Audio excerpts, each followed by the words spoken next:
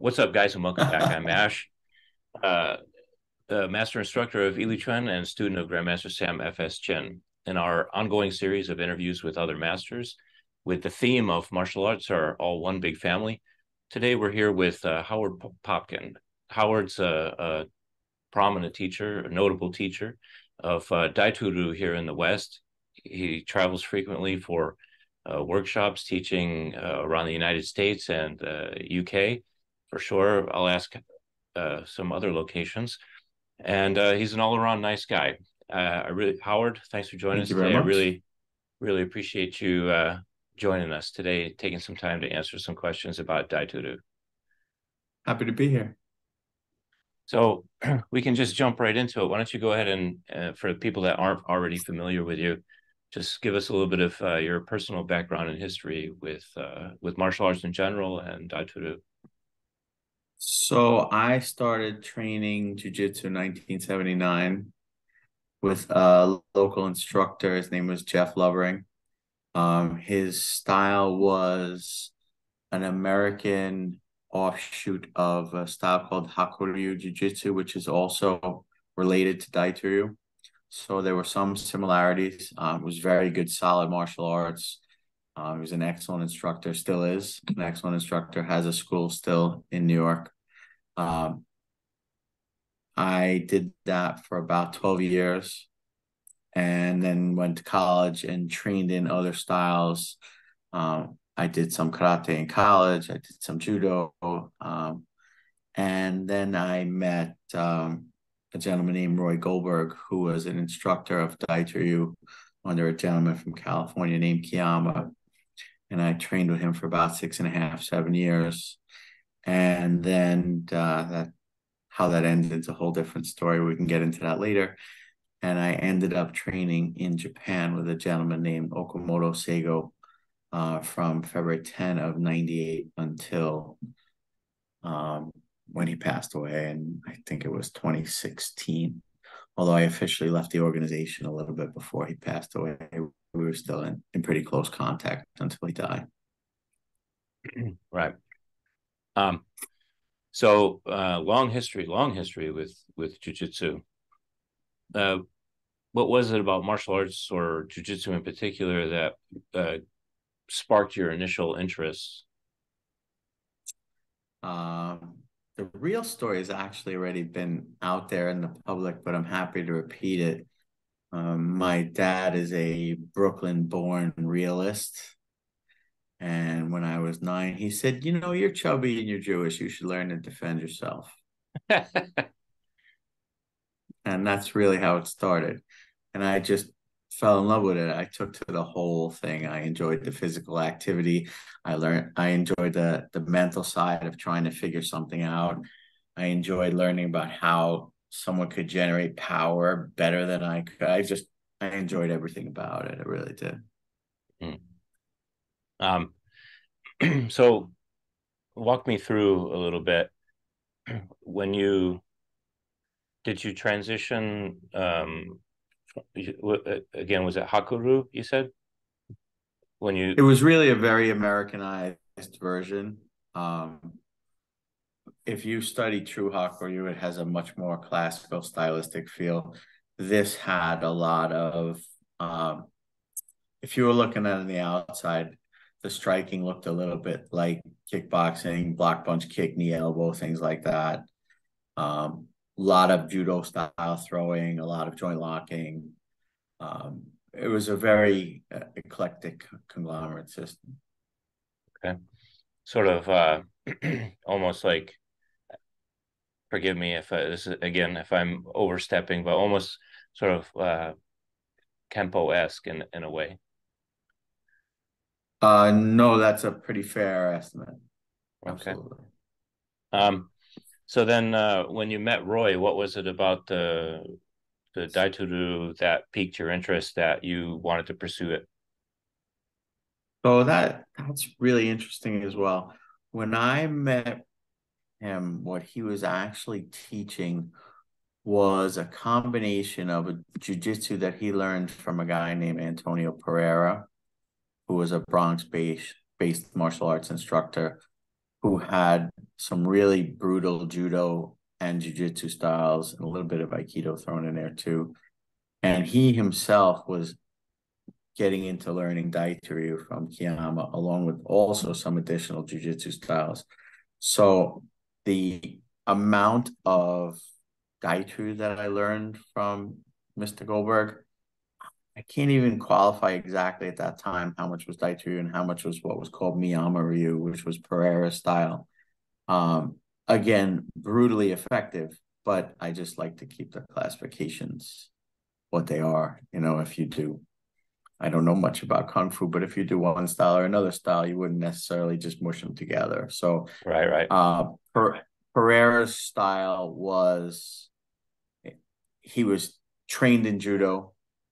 He was trained in a style that I always have difficulty pronouncing. It was called Soshwi-shitsu-ryu Jiu-Jitsu, and also some Aikido. And he mushed them together in his own very practical Bronx martial arts style.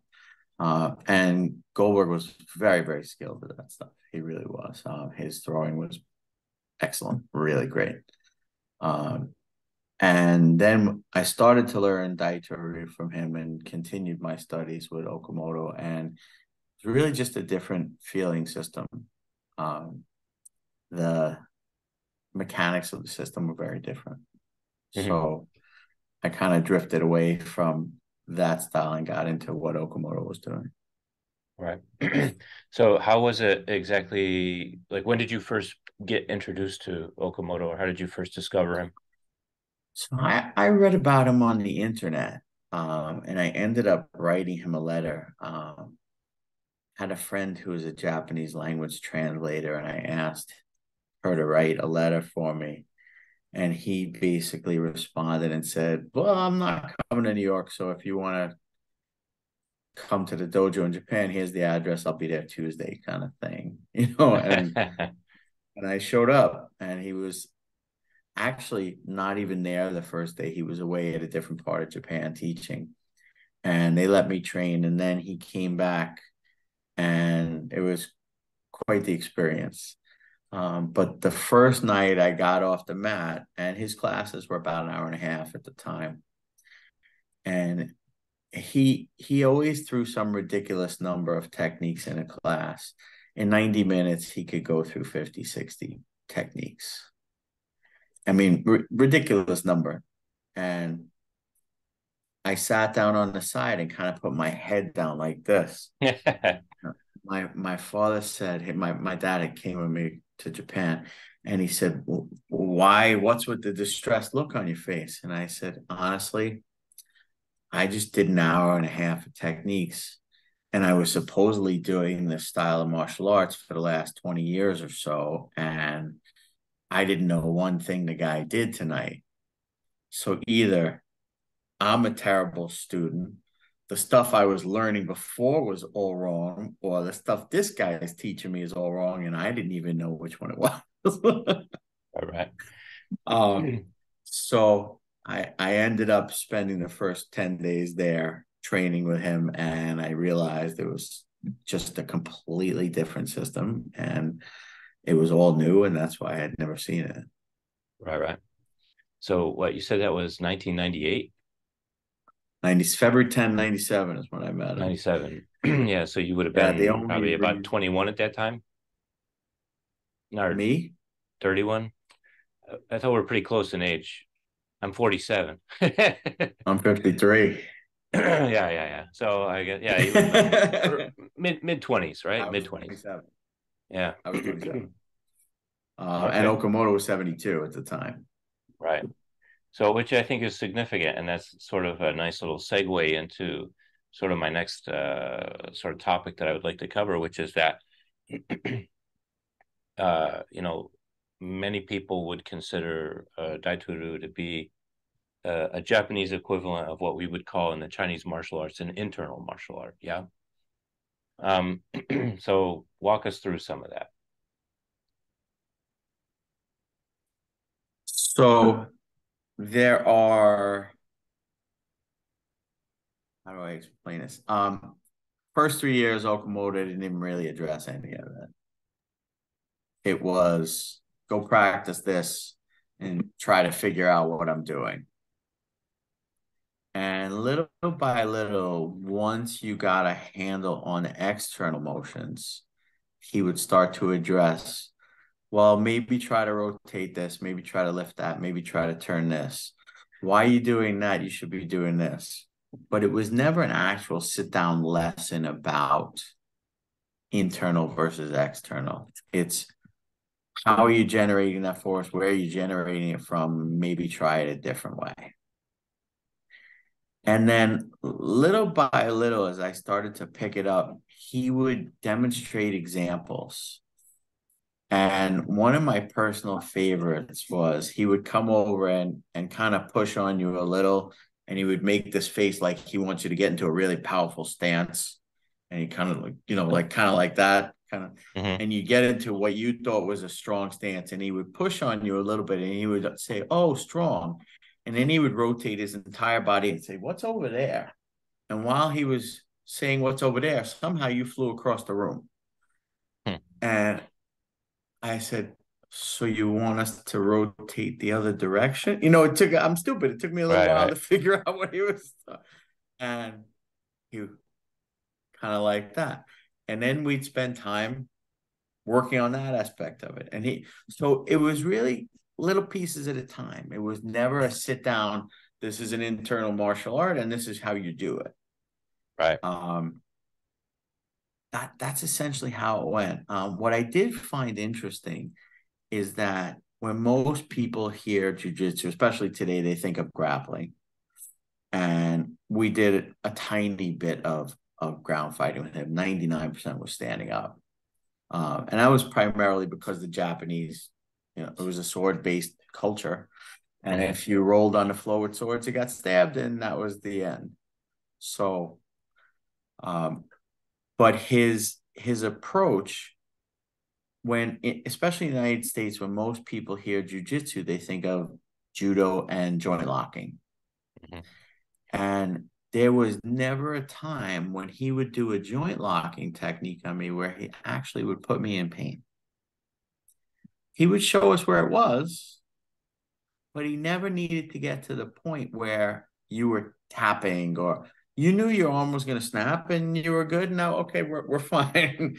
But it wasn't, I've trained with instructors in the United States who feel like if they don't break your finger off, you don't know it works.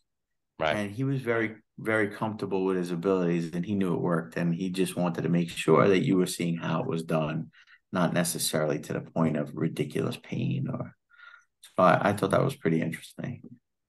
Right. He doesn't, that sort of reminds me of, Sifu in that way too, where, it's like he could hurt you, but he just takes you up to that point and lets you kind of dangle there for a little bit to see, what's going on. So, there was never any discussions around like the subject of Aiki or anything like that. There were lots of them. Okay. And because everybody who showed up asked him. And he would always give the same definition. It was kind of his, I guess, for public consumption definition. He would say it's circular motions and timing your breathing properly and using coordinated body movements, but it was never really a definition that you could use. Okay. And then little by little, he would give us pieces of the Aiki puzzle. And he would say, that's it, that's not it, that kind of thing. But they were very different definitions than when he was giving his, we're at the bar, somebody asked him a question. The way he looked at it was there were any good solid technique across the martial arts has to have a lot of pieces. And he said, if you think there's 100 pieces, the problem with it is when you get 4, 5, 6, 7 of them down, you feel like you're doing it well and you feel competent. And he would look at us and say, great, you got 10 of the pieces right. You're missing 90%. Right. So the the body coordination that was necessary to actually achieve Aiki or internal power or something like that was so much further than your average person even understood. He never really bothered unless you were a serious student.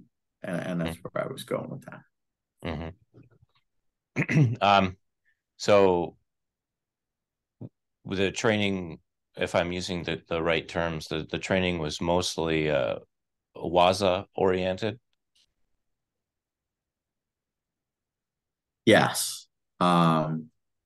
So at the time I spoke very little Japanese, and Okamoto's English was really limited to basics, really basic. So when we would practice, he would get across a point. He would say, "What are you practicing today?" And I would say footwork. And he would throw, as I said, 50, 60 techniques at a night.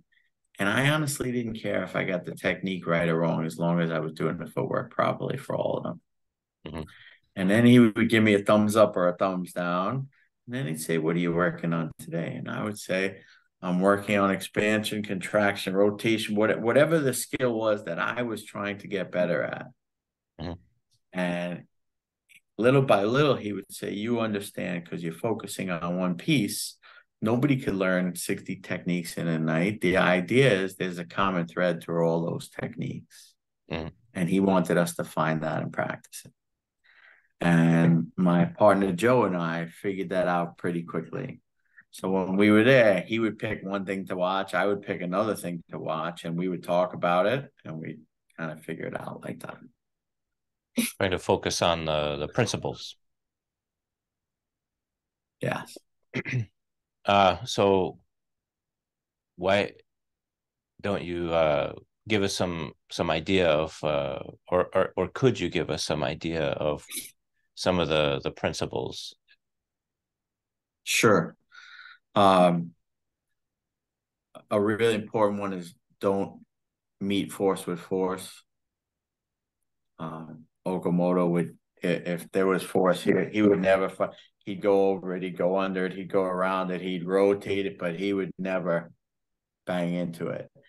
And it took a while to realize that didn't mean there wasn't contact. It meant there wasn't a power struggle at the point of contact. Because obviously, if you're fighting, you're grappling, you're throwing, you're touching somebody. But a complete straight push force on force is very different than trying to manipulate somebody by going around them, under them, turning, et cetera, et cetera. So things like that were really important to him. Any spot we were touched, we would never hit back against. And I've honestly seen you do some very similar looking things, so I thought that was interesting. Again, I don't know anything about your system other than the name of your teacher, but I watched a few videos where you did something called spinning hands. And to me, that looked like somebody put their hands on you and you were never fighting back at that point. You made contact. You might even increase it a tiny bit, but it was under, over, around. So I thought that was actually a very similar looking principle, at least from a novice eyes. Right. Well, I think there are probably quite a few similarities and between the two arts. I remember from the time when we met in person here in Arizona, your sort of unification is what we would call it. In terms of your body was absolutely tremendous. And so that was one of the things that definitely piqued my interest overall about Daito-ryū's approach to training, because I mean, it sounds like the training approach is a bit different, but that you end up landing in a lot of the same places. And so, usually like for us, we would divide our training into, let's say, like basic exercises. We do have two forms, but we don't put that much emphasis on them. And then, well, I shouldn't say that. I shouldn't say that we don't put that much emphasis on them, but they're a piece of the puzzle, right? And then all of the partner training. So one of the things that I'm always curious about is to find out like what other what other systems are doing as far as basic exercises to be able to train sort of those movement qualities. So I always like to give credit where credit's due. I learned a lot of unification, to use your words, exercises, stability training from a gentleman named Dan Harden, who actually also studied Daitoryu. And I think I picked them up from him a little faster than the average person just because of my experience with Okamoto. And I already had I'm going to say, a significant piece of that kind of skill set, but it was definitely amplified tremendously by his training. And I think the major difference between the two is Dan Harden trained it under a tremendous amount of stress, where Okamoto usually trained it from a grab or a push or things like that, but not the same level of body impact. With Dan, there was always a ton of pressure, and if you couldn't make it work under the pressure, well, it was kind of useless. So that definitely helped my training and my stability, things like that. Right. So for the people that aren't familiar with Daitoryu, if I just summarize what I'm aware of, and then you can correct me as needed, but generally, I would say that most people would consider Takeda Sakaku to be the not really the founder, but in a modern sense, the founder of Daitoryu. He was the teacher of Morihei Ueshiba, the founder of Aikido. And then, so Takeda had a son, I believe, and his son was the inheritor of the Daitoryu, but then his son died without an inheritor of the art. Is that right? And then it No, sort his of son split. passed it to a gentleman named Kondo Sensei, who's Okay. still alive. Um, it was very definitely Kondo's. I don't know the whole story. I know he died and it was given to Kondo, and I wasn't involved with their internal politics, so I don't know. But he is the inheritor of that line. And there were a few other very qualified teachers at the time, and my teacher was a student of one of those. His name was Horikawa Kodo. Okay. Yeah, because I was going to say that as I thought there was currently basically four different lines of Daitoryu. So there was one by a gentleman named Sagawa. His line continued. There's one named Takumakai. There's the main line, which is Kondo's Takada Son's line. And my teacher's line was Horikawa Kodo's line, which is also still continuing. And my teacher was technically a splinter, and there's so many that I can't even keep up anymore. Right. And then Dan's background was through a different a branch, right? So Dan's background was through Goldberg's teacher, whose name was Kiyama. Okay. And now this is my personal opinion. You'd have to ask him for his opinion. But the reason he was so good at what he did, he was actually an architect by trade. And he analyzed the structure of the technique with an architect's eye, and then wanted to be able to use it with people trying to beat him up, as opposed to people trying to grab his wrist and say, I've got your wrist. And I think that made a tremendous difference in his technique. Mm-hmm. He realized he was looking for body skills, not maybe a locking technique or things like that. And I think that really pointed him in a different direction. And for me, I was lucky. I got what I got from Okamoto, and then I got to meet Mr. Harden. So for me, I think it worked out pretty well. Well, it seems like that way to me, uh, based on Thank you on very our much. interactions. So, what do you think is Well, let me ask you, are there any unique training tools that Daitoryu uses, or is it all partner based? So if you asked Okamoto the unique training tool, he would say, Little sake. "No, it wasn't a little with him. He was definitely the ex. This is a true story. He used to goof around a lot. For an old Asian master, he had a tremendous sense of humor. He was not your average guy.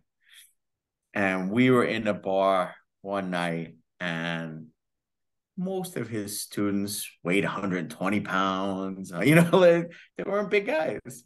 So two beers in him and they were loopy. But he had some Americans to drink with, so he was happy because he really liked to drink.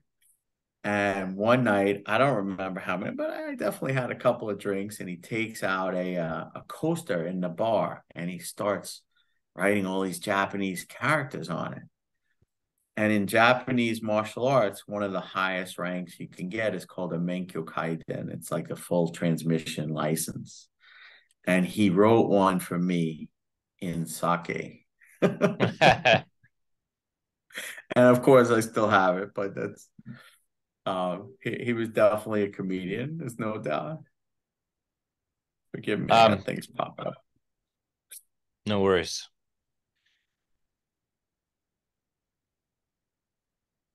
So what do you think is the most unique aspect of Daitoryu? When most people think about soft martial arts, they think non-impact or non-concussive. You happen to have a lot of experience in a soft style of martial arts that develops impact or concussion. So you understand what I'm talking about. But the average person thinks soft and they think avoidance. I want to be able to use my body to develop devastating power or devastating throwing or locking softly. And I think that is an unusual aspect of Daitu. It shouldn't feel like I'm flexing everything in my body. It should be done really smoothly and softly. Right. I remember when you were here in Arizona, you were cueing the students to get 3 beers loose. 3 beers was a good start for Okamoto. And then what about let's flip it. I mean, if we that's sort of we could say it's like a general maybe mischaracterization of soft martial arts, but is there anything in particular about Daitoryu you think that people think they understand and don't? So going back to the gentleman you were talking about, Takeda, however you want to pronounce his name, he was a really interesting guy and he taught people based on their anatomy and their physical and mental character. So if you had a big person in Japan who did sumo, he would teach them bigger guy techniques. If you had a little person, he would teach them little people techniques. And I don't mean little, meaning anatomically they were designed maybe for a shorter person to go on under a bigger person or things of that nature. For you, who's this much taller than me, to stoop down and go under something of mine wouldn't make sense for you. Where for me to walk under something of yours would be easy. You follow things like that. Right, right. So it was very specific to the person. But when it went to the next generation, they were kind of taught as is. They weren't modified again for height. So as a Japanese guy, my teacher was a big guy. He was almost 5'10", 190 pounds. Back then, that was a big guy. All of his students were 120 pounds, 130 pounds. And when you would ask him how big his teacher was, he would go like that, meaning that's where his head came up to. But he learned the small guy techniques. Okay. Because his teacher was little. So the style that we received were the small guy techniques, which is interesting because I'm not a tiny person, I'm not a huge person, but somebody like you might have trouble, unless you got really good knees and you want to drop under everything, but I don't. Right, So right. I find that to be really interesting. People say this is it. Well, that's what your teacher got taught, but my teacher got taught this. So which one's it? And the answer is it was a really broad system. And the guy wanted to teach what he wanted to teach to who. And I think that's a very interesting point that very few people understand. Yeah, I think that that's actually was probably quite common in the older days of where the teacher would teach specifically to the student. I'm pretty sure that Seijo would be my Sifu's father, the founder of Ilichuan, kind of taught kind of the same way with the different students that would come, because in Malaysia at that time, he had quite a reputation. And so, a lot of the students that were coming to see him had already had 20 years of experience in another martial art or whatever. And so he was just sort of like filling in the gaps for each of those Yep. students. So it wasn't like a unified curriculum, um, which actually is now what we're training under Grandmaster Sam Chin, is more of a unified curriculum, but uh, at least we're training on principles instead of techniques. So, um, I got you.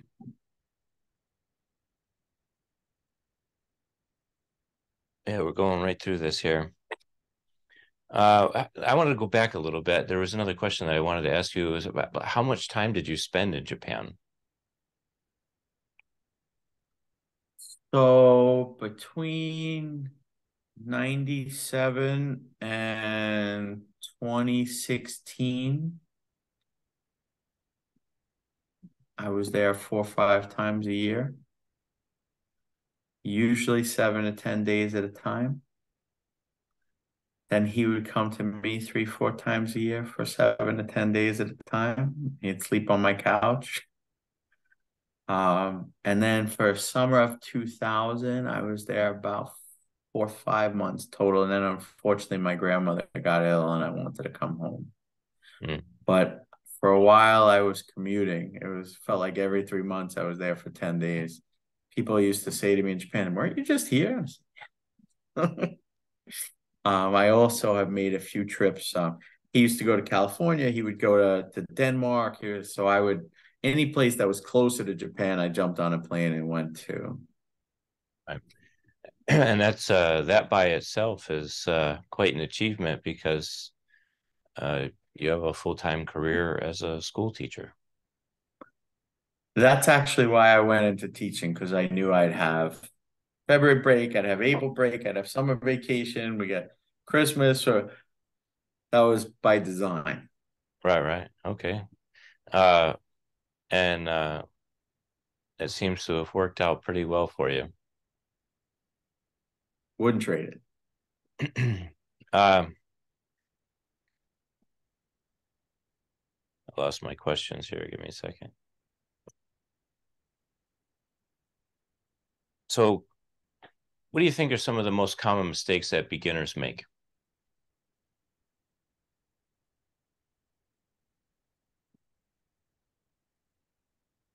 I think it's very difficult when you start taking martial arts to have any clue what you're actually looking for, myself included.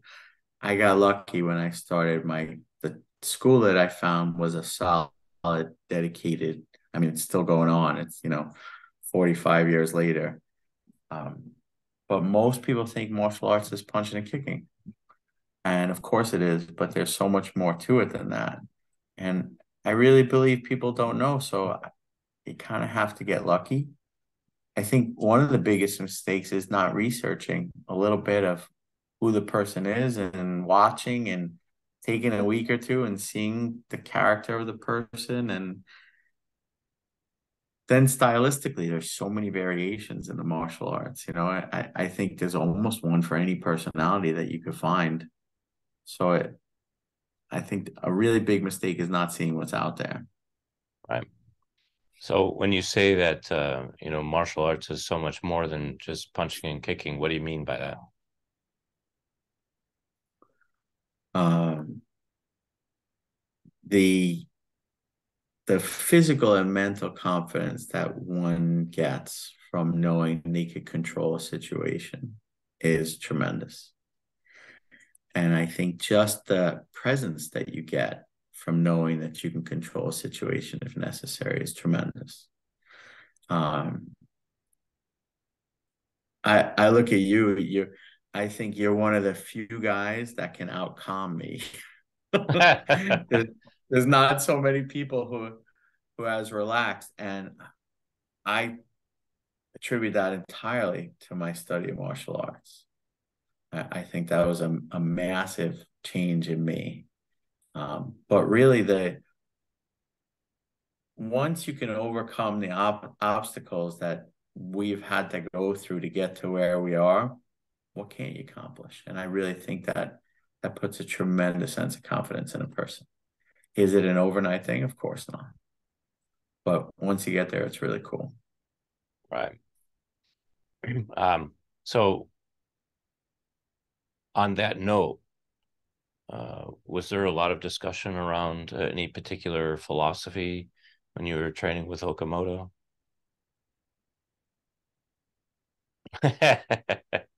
Drunken master style. So he was not a religious guy. He definitely was a spiritual guy, but not religious at all.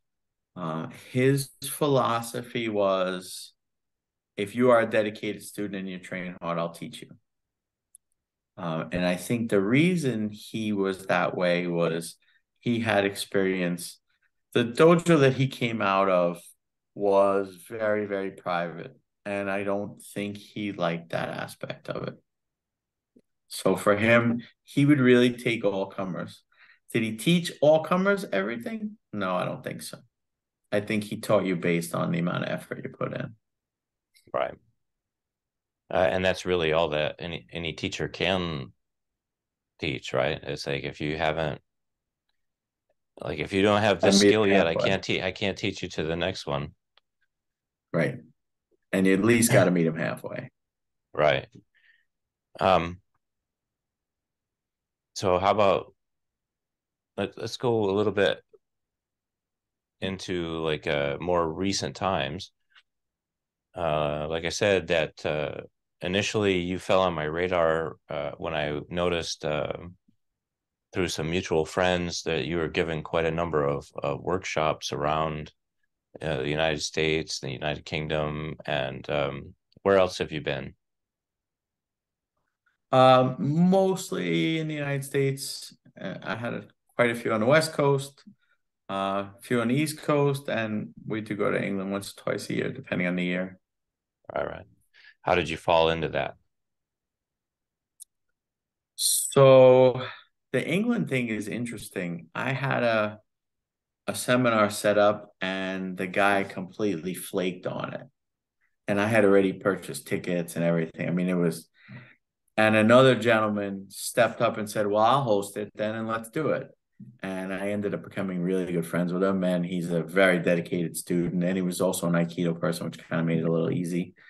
But the seminar thing actually got started kind of by accident.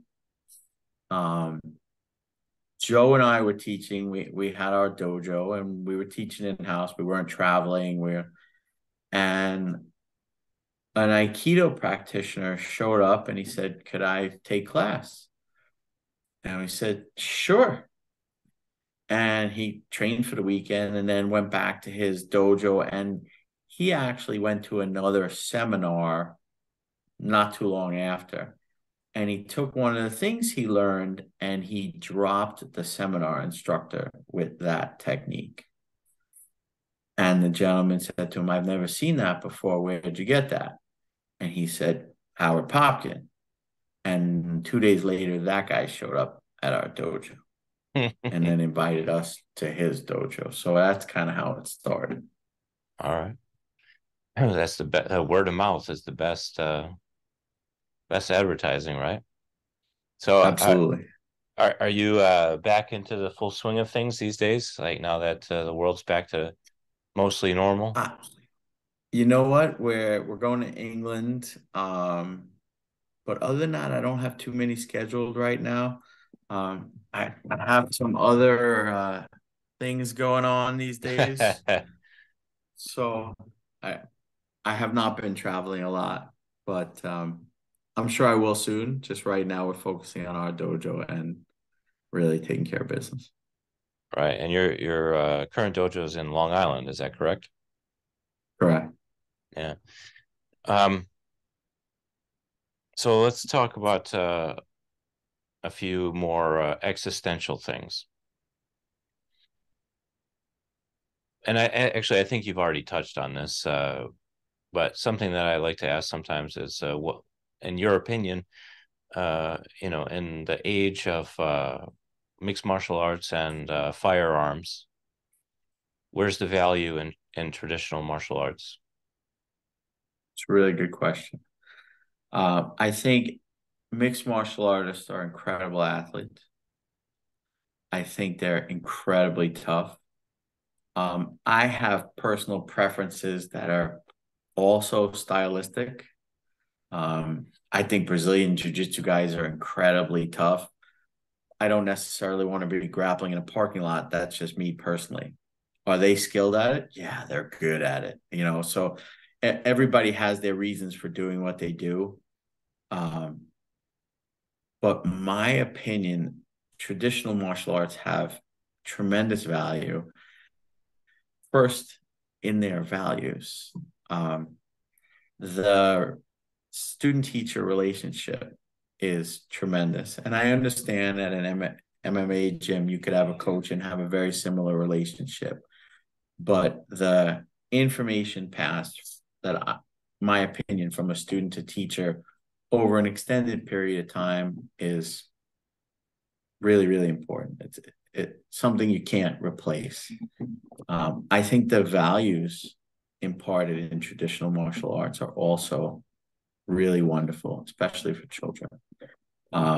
Not to say that those aren't in an MMA kind of atmosphere, they probably are. My particular issue is I don't love children in sport MMA. Adults, do what you want. I and I'm not saying I'm not into sparring or grappling or any of those things, but I think there should be a level of physicality that should really be left for adults and not necessarily kids. I don't want to see a young child doing a ground and pound, throwing flying elbows. I think that's really dangerous for a kid, especially when they're developing. But I think the values that can be imparted by a traditional art are really just amazing. And again, not saying you couldn't have that in an MMA school, because most MMA schools have a teacher with a traditional background in it. But that's just my opinion. I really like the traditional values that are passed along. Um, how are you, like, what are you doing to make sure that those values are passed on to your students now? So that's really interesting. About could be 6, 7 years ago already. Uh, my partner Joe and I met another martial artist, a gentleman from Rhode Island. His name's Greg Horton, and he ran a Taekwondo school. Still does, has 7 or 8 or something like that. But his teaching methodology for children was the best I had ever seen, and I'm an elementary school teacher. His method of imparting information was just tremendous. And the nice thing about it was I didn't have to change my system, it was really the delivery as opposed to what was being delivered. Mm-hmm. And we trained in his system, and his system allows you to impart the traditional life skills, so to speak, while doing martial arts. And it it does it in such a way that the energy is at such a level that the students really absorb it beautifully. So we took what we thought was the best of his delivery system and put it with what we knew, and it's working really well. So I think that's a great aspect of it. Can you talk a little bit more about that, or are those proprietary secrets? Um, no. How do I explain this? His take was, what gives a child confidence? Is it just having a good kick, or is it having a good kick and the ability to speak confidently and clearly and look someone in the eye and stand tall and smile while you're doing it? And how do you accomplish all those goals while still having quality martial arts? And I thought it was an amazing combination. So our children's class has really been modified based on his teachings, not the martial arts side of it, because I got a fake knee and Taekwondo is not my thing because of that. All right. But it really changed the way we teach children. And to me, that allowed me to continue to impart the traditional values through the system I already knew. Well, I'm really curious about this now. Is there like how I'll what's be the happy to document? talk to you about it. Yeah, yeah. And it just I'm having trouble sort of wrapping my head around. Can you give me just like a maybe like a small example? Sure. If you were teaching a children's class, what would be the first thing you teach them? We're way out of my depth here because I've never taught a kids class. Fair enough. So usually they bow them on the mat, and here's your stance, and here's your punch, right? Hmm. 10 seconds after that, we take the kid up to the front of the room and let them teach the stance and the punch. Okay. Actually, that's interesting because I in my own classes, even though I'm doing adults now, I've started taking that approach. Initially my thought process was, well, it's sort of twofold. Um, One was I wanted to use it as a sort of mini evaluation to sort of see like, where that student was in their learning process. But also I wanted them to be able to have a sense of ownership in class. One of the things that for me, my martial arts career will not be a success if I get hit by a bus and my classes end, right? Like I want classes to be able to go on without me. And I sort of started to go down this path because at the time when I was doing a lot of workshops, it was interrupting our local training schedule. And I'm like, just because I'm not here doesn't mean you guys shouldn't be training. We're training Ili Of Chuan. course. We're not training. It's not about me, right? It's about us, and it's about the art and about developing the skill and everything. So yeah, so that's one of the reasons that I started to push now more of my students. So it's really interesting that you said that. That sort of got me spiraling off into a whole new way of thinking I'll be now. happy to And discuss that with you at a later date. yeah, yeah, I'm definitely gonna have to follow up with you on that. So a few more questions before we wrap up. Uh, if you could go back in time and talk to your younger self when when you were just getting started with martial arts, what advice would you give to yourself and why? Keep your hands up. Right. uh, I would have met Okamoto 10 years earlier. Um, just because he was such an amazing person that I would have loved to have spent more time with him. Right. But I'm very comfortable with how my martial arts career went and is going. I think you could always learn more.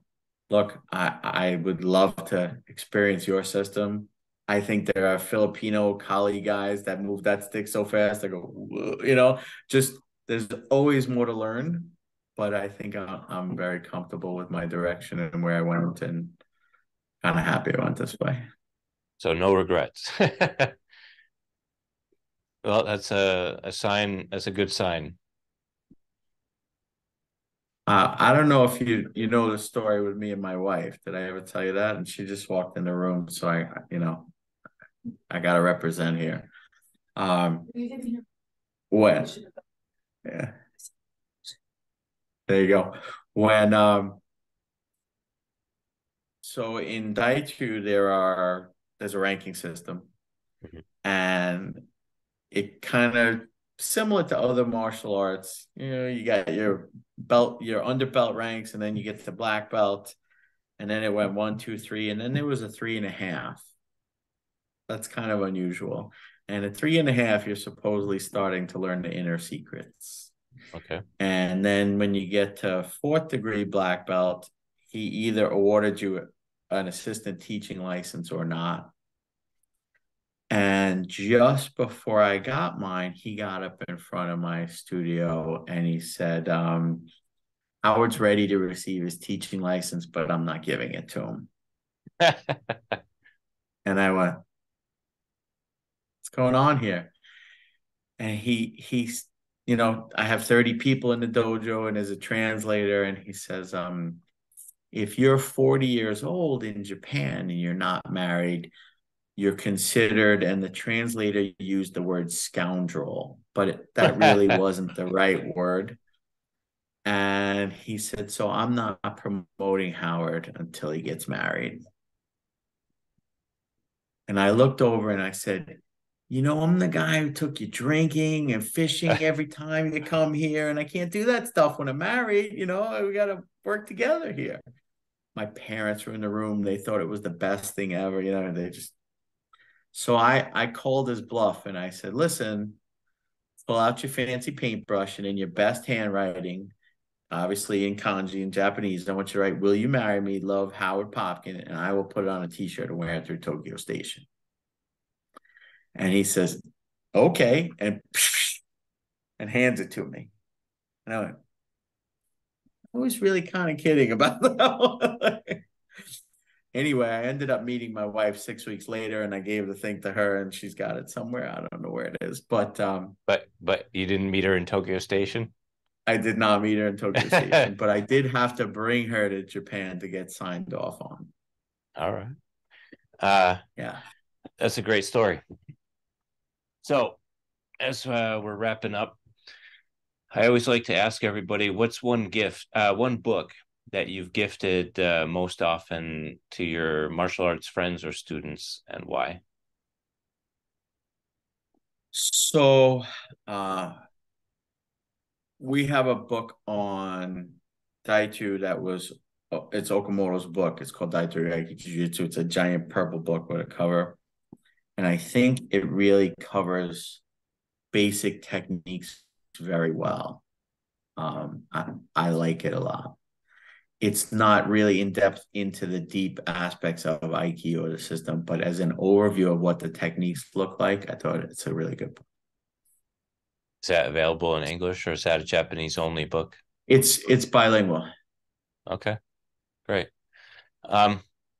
So Howard, before we wrap up, where can people get in touch with you if they're interested in following what you're doing or learning more about you? So Facebook's probably the easiest. Our style, I don't know if I ever told you the name of our system. Okamoto school was called Roppokai. And that means 6 directions in Japanese, which I thought was kind of interesting considering what you study. Right. But Joe and I didn't want to use his name. We didn't think that was appropriate. There still is technically a Roppokai in Japan. So we came up with our own name. It was actually my partner's name. We call ours Ginjukai. And the reason we chose that name is kind of a play on words. In Japanese, gin is silver. And Okamoto always told us when we get gray and silver, we're supposed to get softer, and ju means soft. So we went with Silver Soft Group or Association. But it is kind of a play on words that Joe came up with because he's a Guinea and I'm a Jew. So we went with Ginju. Yeah. All right. I'm not going to touch that one. Nah, the cat's been out of the bag on that one. It's okay. All right, Howard. Well, it's always a pleasure. Great talking to you. Yeah, I want to thank you for joining us today. Actually, now I want to have another conversation about the Roppokai, the six directions. That'd be a great follow-up discussion at some point. You got it. All right, Howard, take care. Appreciate you. We'll see you next time.